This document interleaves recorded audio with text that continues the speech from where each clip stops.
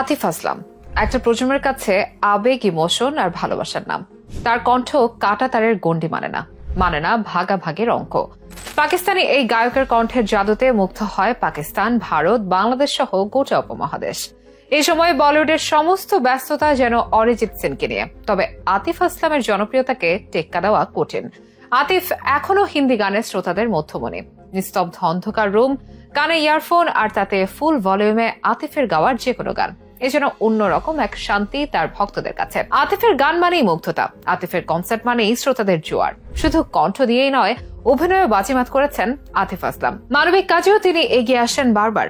কেমন ছিল পাকিস্তানি এই গায়কের পথ চলার সূচনা? কেন এত জনপ্রিয় আতিফ আসলাম? সেসব প্রশ্নের উত্তর দেওয়ার পাশাপাশি আতিফ আসলামের আদ্যপান্ত জানাবো আমাদের আজকের বিশেষ আয়োজনে।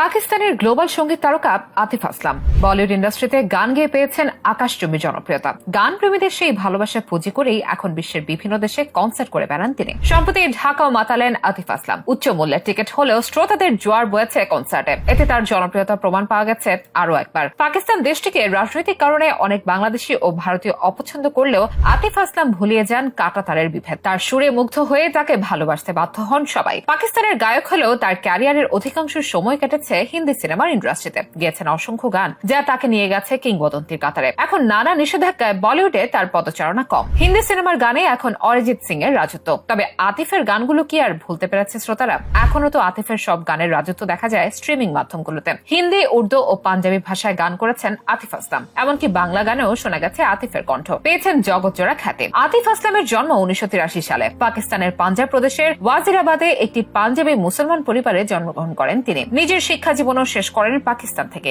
গানে তার হাতে খড়িও নিজ দেশেই। যদিও তার স্বপ্ন ছিল ক্রিকেটার হওয়া, তবে নিয়তি তাকে টেনে এনেছে সঙ্গীতের ভুবনে। 2002 সালে আতিফ ও তার বন্ধুরা মিলে গঠন করেন জাল ব্যান্ড। প্রথম দিকে তারা স্থানীয়ভাবে কনসার্ট করতেন। এরপর 2004 সালের 17 জুলাই জাল ব্যান্ডের প্রথম অ্যালবাম জলপুরি প্রকাশিত হয়। সেই অ্যালবামে আতিফের গাওয়া আদাত গানটি ব্যাপক জনপ্রিয়তা পায়। এরপর আর পেছনে ফিরে তাকাতে হয়নি। এগিয়ে গেছে ব্যান্ডটি, এগিয়ে গেছেন আতিফ আসলাম। একের পর এক গান, একের পর এক বাজিমাত। কাটা তার আটকাতে পারেনি আতিফের খ্যাতি। তার সুরের জাদু ছুঁয়ে গেছে ভারতীয় শ্রোতাদের হৃদয়। ভারতেও আতিফের গানের জনপ্রিয়তা দেখে বলিউডের নামকরা চলচ্চিত্র পরিচালক ও প্রযোজক মহেশ ভাট তাকে বলিউডে নিয়ে আসেন। 2005 সালে জেহের সিনেমায় তাকে দিয়ে গাওয়ানো হয় ও লামহে ও বাতে, যে গানে মুগ্ধ হন গোটা উপমহাদেশের শ্রোতারা। এরপর একে একে বলিউড গানের রাজত্ব করতে থাকেন আতিফ। মায়ে রং শরবতো কা তু জানে না, তেরা হোনে লাগা হু, পিয়া রে পিয়া, জিনে লাগা হু, তেরে संग यारा, पहली दफा दिल दिया गाला, तू चाहिए ইত্যাদি অনেক অনেক জনপ্রিয় গান আতিফের ক্যারিয়ারে। পাকিস্তানি কোক স্টুডিওতে তার গাওয়া তাজদির ই হারামও ব্যাপক জনপ্রিয়তা পায় দেশে দেশে। একসময় পাকিস্তানি গায়ক হিসেবে